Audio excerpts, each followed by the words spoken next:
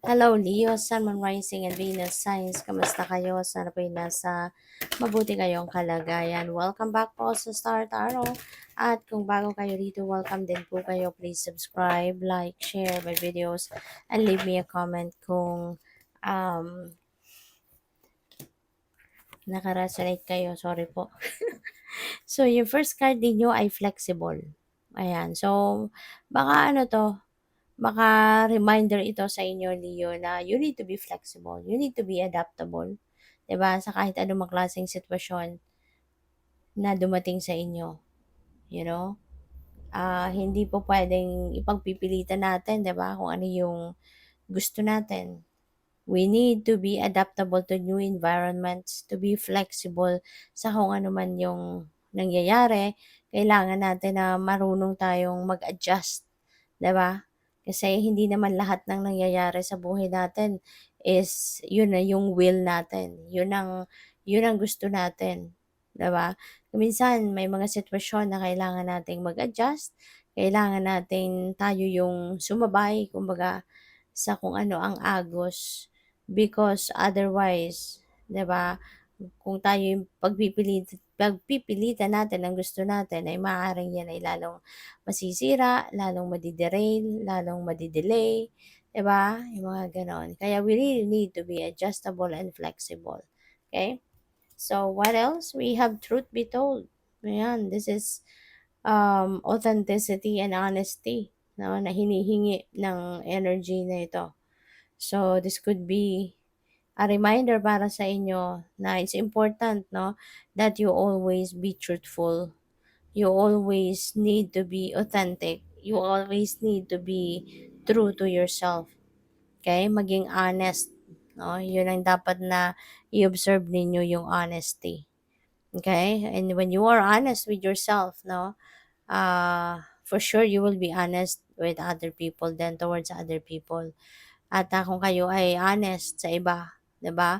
For sure, the kind of energy that you are also going to attract towards you is same thing as what you are projecting. So magiging makaka-expect ka na yung mga tao din na uh, you are going to be dealing with, no, are honest people din, 'di ba? Mga truthful din sila sa maaaring mga sinasabi nila sa'yo. So, we have breathe.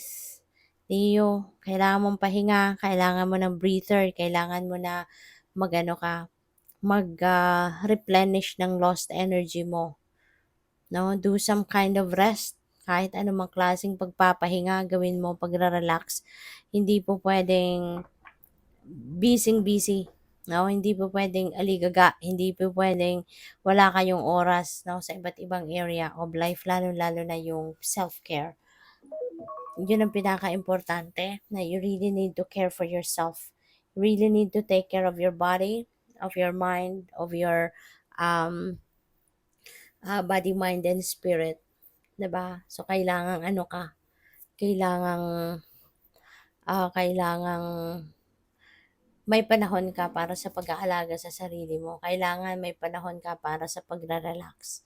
Okay? Kasi napapagod din tayo, tao lang tayo. May kapaguran tayo, 'di ba? Kaya kailangan ibigay mo din 'yan sa sarili mo. Na nakakapagpahinga ka din once in a while. Okay? Lalo-lalo na ngayon, baka nai-stress kayo. So, tingnan natin kung ano pa ang ganap dito for Leo.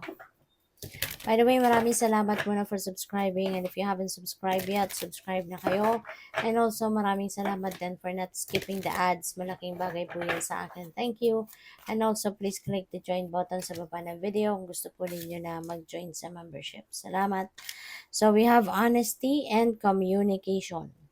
So, yun talaga ang importante, no? If you want to be honest with yourself, no, and other people, kailangan talaga yung honesty mo, yung authenticity mo nandiyan dyan, at lalo-lalo na sa pakikipag-communicate din towards other people, kung ano yung totoo, diba? Yun ang sabihin, yung kung ano yung nasa isip, nasa puso mo, yun ang i-express mo, put them into words, para na mas maiintindihan ng ibang tao kung ano yung punto mo. What are you trying to express, what you're trying to convey. 'di ba, sa kanila. Kaya kailangan na maging honest ka. Honest ka na i-communicate, no, yung impormasyon na gusto mong sabihin or gusto mong iparating sa kanila. Okay? So, lalo-lalo na, no, sa mga,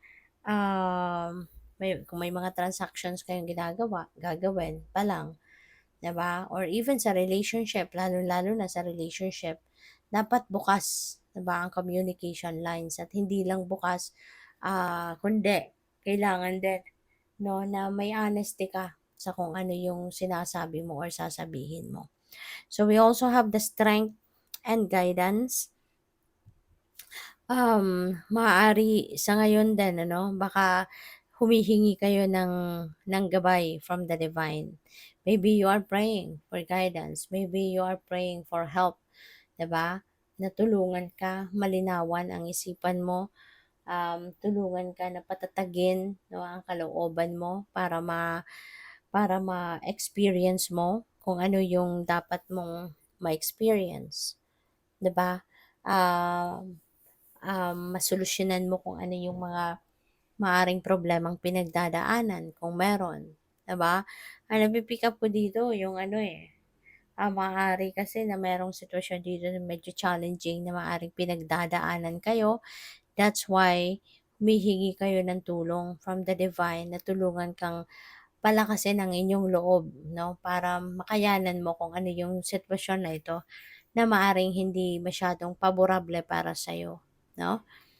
So, manifestation, you are on the highest energetic frequency of manifestation. So, this is a perfect time, 'di ba? Para sa iyo no, na maging positibo ka, remain to be positive, think positive, feel positive, 'di ba? Kasi nandito ka sa ano, kapag kayo ay nagpo-project ng positivity, kapag kayo ay nagpo-project ng um, positive thoughts, feelings, emotions, mindset, 'di ba? Kung positibong lahat ng 'yan, mas talagang walang magiging sagabal. Nothing can stand between you and your success. Nothing can stand between you and your abundance, prosperity, and all the good things na pwedeng mangyari sa buhay mo. 'Di ba? Kaya, kumbaga, ano ka, always project positivity. Balutin mo yung sarili mo, ng positive vibes para tuluyan mo ng ma-manifest ang mga bagay na gusto mong ma-manifest sa buhay mo. Habang yung manifestation energy ay nasa horizon mo, so ito yung perfect time na alagaan mo talaga kung ano yung laman ng isip mo, ano yung nararamdaman mo. Okay? Para walang maging sagabal. So, good luck sa'yo. Thank you for watching Love and Light. Namaste.